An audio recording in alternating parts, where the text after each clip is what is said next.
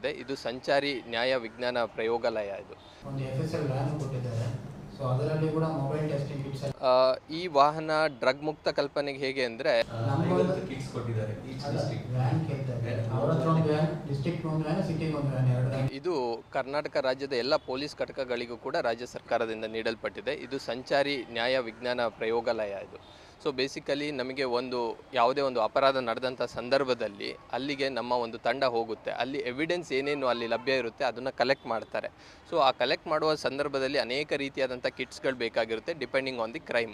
So ಅದಕ್ಕೆ ಇದು ಸಹಕಾರಿಯಾಗಲಿದೆ. ಬೇರೆ ಬೇರೆ ರೀತಿಯಾದಂಥ evidence collection, made B DNA ಪ್ರೊಫೈಲಿಂಗಿಗೆ ಏನು ಕಲೆಕ್ಟ್ ಮಾಡಬೇಕು ಅದಿರ್ಬೋದು, ಫಿಂಗರ್ ಪ್ರಿಂಟ್ ಕಲೆಕ್ಷನ್ ಇರ್ಬೋದು, ಅಥವಾ ಫುಟ್ ಪ್ರಿಂಟ್ ಕಲೆಕ್ಷನ್ ಇರ್ಬೋದು.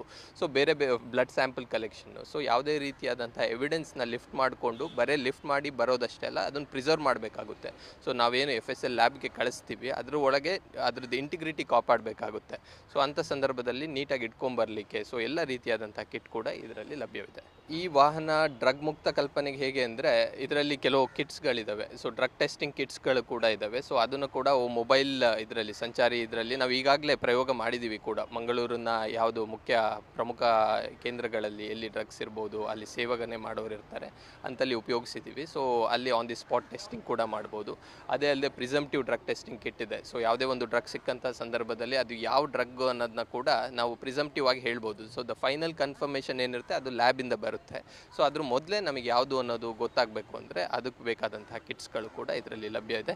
ಸೊ ಮುಂದಿನ ದಿನಗಳಲ್ಲಿ ಅಪರಾಧ ನಿಯಂತ್ರಣ ಇರ್ಬೋದು, ಮತ್ತು ಅಪರಾಧ ಆದಾಗ ಹೇಗೆ ನಾವು ಅದನ್ನು ಟೆಕ್ನಾಲಜಿ ಯೂಸ್ ಮಾಡಿಕೊಂಡು ನಾವು ತನಿಖೆಯ ಗುಣಮಟ್ಟ ಹೆಚ್ಚಿಸೋಕಿರ್ಬೋದು, ಹಾಗೆ ಶಿಕ್ಷೆಯನ್ನು ಕೂಡ ಹೆಚ್ಚು ಮಾಡೋದ್ರಲ್ಲಿ ಇದು ತುಂಬ ಸಹಕಾರಿಯಾಗಲಿದೆ, including drug consumption and drug peddling cases.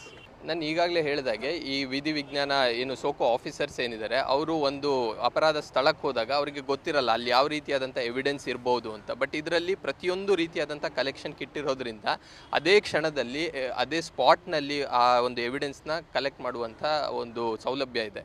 So ಇದರಿಂದಾಗಿ ಏನಾಗುತ್ತೆ, ನಮ್ಮ ಸೈಂಟಿಫಿಕ್ ಎವಿಡೆನ್ಸ್ ಸಿಗ್ತಾ ಹೋಗುತ್ತೆ. And scientific evidence one of the strong evidence. So ತನಿಖೆಯ ಗುಣಮಟ್ಟ ನ್ಯಾಚುರಲ್ ಆಗಿ ಹೆಚ್ಚಾಗ್ತಾ ಹೋಗುತ್ತೆ.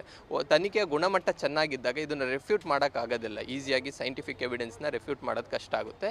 ಸೊ ಹಾಗಾಗಿ ಶಿಕ್ಷೆ ಆಗುವಂತಹ ಸಾಧ್ಯತೆ ಕೂಡ ನ್ಯಾಯಾಲಯಗಳಲ್ಲಿ ಹೆಚ್ಚಾಗುತ್ತೆ. ಸೊ ಇದು ಓವರ್ ಆಲ್ ಒಂದು ಕ್ರೈಮ್ ಮಾಡೋರಿಗೆ ಇದೊಂದು ಏನು ಡಿಟರೆಂಟ್ ಆಗುತ್ತೆ, ಮುಂದೆ ಮಾಡಬಾರ್ದು ಅನ್ನುವಂಥ ಒಂದು ಭಯ ಹುಟ್ಟುವಂಥ ಸಾಧ್ಯತೆ ಹೆಚ್ಚಿದೆ. ಹೌದು, ಥ್ಯಾಂಕ್ ಯು.